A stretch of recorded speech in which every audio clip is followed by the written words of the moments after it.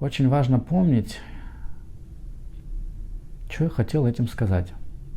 Я не помню. Сейчас, подождите.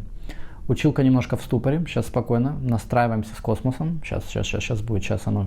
Всем привет, это Кирилл, и в сегодняшнем видео вы научитесь использовать фразу или узнаете, что она существует вместо be going to или will, когда мы говорим о внезапном будущем, то есть когда решения принимаются в момент речи.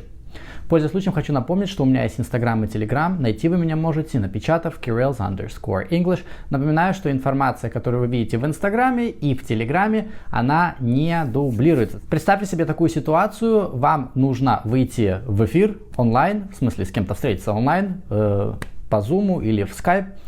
Вы дозвонились до человека, но то ли картинка плохая, то ли со звуком что-то, то ли либо у вас, либо у вашего собеседника, и связь прерывается. И вы говорите человеку, I can't really see you and you're breaking up. Let me call you back. I can't really see you, you are breaking up, let me call you back. Представьте такую ситуацию, что вы в самолете летите, и рядом с вами, либо спереди, либо сзади, либо сбоку сидит человек, от которого очень-очень неприятно пахнет, но вы, собственно, уже в воздухе, и открыть дверцу самолета не представляется возможным. Хотя, если по новостям посмотреть, что очень даже иногда и возможно. Тем не менее, вы, поговорив со стюардессой, садитесь на место, а вам стюардесса говорит: Okay, let me see if I can find another seat.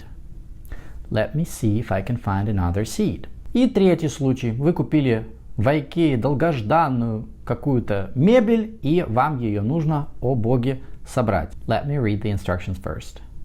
Let me read the instructions first. Во всех этих ситуациях вы заметили, что фраза начинается с вводного слова let me, и дальше идет любой глагол в первой форме, да, в словарной, вернее, форме let me.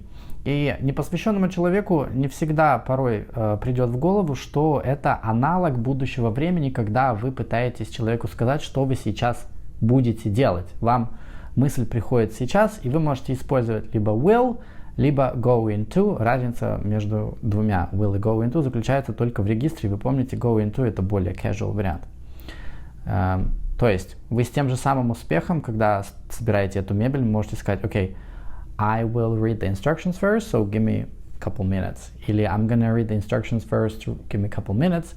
Либо let me read the instructions first. Если хотите, вы можете, конечно, дословно переводить «позволь мне», «позвольте мне», но я вам говорил, что если вы сами в русском языке никогда не пользуетесь, то есть если вы с друзьями говорите, вряд ли человек, говоря по-русски, будет использовать вот такой язык «позволь», «я». Мы так не говорим. Ну, по крайней мере, я так не говорю, и я знаю, большинство людей тоже так мысли выстраивать не будет. Особенно, когда дело касается друзей или каких-то коллег.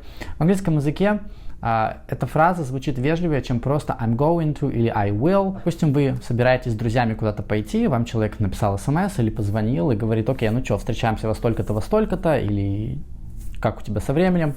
И вы говорите: okay, let me shower first and then I'll text you. Let me shower first and then I'll text you. Let me shower first, I'm going to shower first. То же самое, либо I will shower first. Сейчас говорите человеку, что будете делать. И I'll call you or I'll text you later. Кстати, с глаголом text, казалось бы, простенький глагол используется в значении отправить смс или любое текстовое сообщение, я не знаю, адрес и так далее. Но когда я от своих учеников слышу очень часто русскоговорящие используют глагол write. Например, my friend wrote me или I wrote my friend. И у меня в голове возникают картинки, знаете, вы так стоите, написали письмецо, и стоите, его голуби привязываете, и отпускаете голуби, так сказать, из окошка. То есть глагол write в своем значении используется как писать от руки. Если вы хотите использовать этот глагол, вам нужно говорить тогда wrote a message, an email. В телефонных вот этих всяких переписках, когда вам нужно отправить смс, и когда дело касается обычного разговора, casual разговора с друзьяами, в 90, наверное, 9% случаев человек и будет использовать слово глагол text. Есть глагол message you или message me. Ну, смотрите, помните, да? Английский язык должен быть всегда elegant. Что значит? Elegant означает, что используем как можно меньше слов. I'll text you. или просто text me, напиши мне, я тебе напишу. Также текст может быть существительным, и тогда мы его оформляем неопределенным артиклем a. Например, did you receive my text? Здесь артикля нет, пардон. I'll send you a text. Тогда будет артикль I'll send you a text. Здесь мы используем текст как существительное. Следующий пример. Let me show you how it works. Я вам покажу, как это работает. Допустим, вы человеку задаете много вопросов, он уже решил, так, покажу, не буду объяснять. Let me show you how it works. Или, может быть, консультант в магазине может вам показать, как работает компьютер, лэптоп, как работает планшет и так далее, или телефон. Что это значит? Это значит, человек вам говорит, I'll show you how it works. То же самое. I'm gonna show you how it works. Когда вы звоните с просьбой кому-то помочь, какие-то государственные органы в больницу или в банк или еще куда-нибудь, и задаете вопрос, на который трудно ответить здесь и сейчас, и сразу же вам могут сказать Let me get back at you. Let me get back at you. Я вам перезвоню. Get back at you — это значит, что я с вами свяжусь, сейчас вот узнаю. Когда у нас, например, преподаватель или какой-нибудь профессор пытается спроецировать слайды, PowerPoint, не получается там что-то, он говорит, окей, let me бла-бла-бла, и обычно говорят, let me make it bigger. Если мы там плохо видим, буквы маленькие или все заблюрено, ничего не видно, фокуса нет, let me focus or let me make it bigger. Let me make it bigger. И он говорит это как бы себе в нос, он там что-то ковыряется, он даже на вас не смотрит.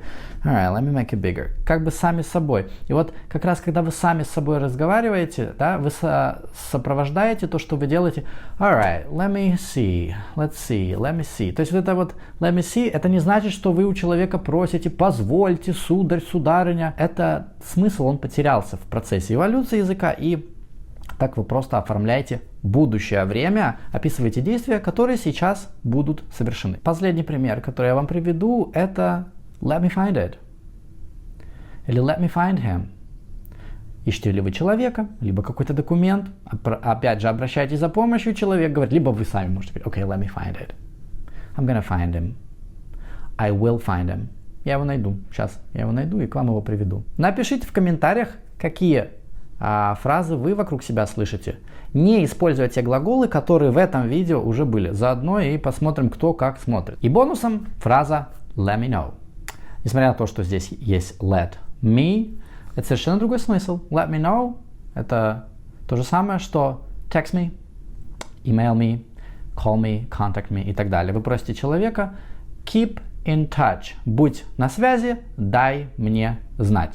Похожая фраза, совершенно другой смысл. Я желаю всем отличных выходных. Пока.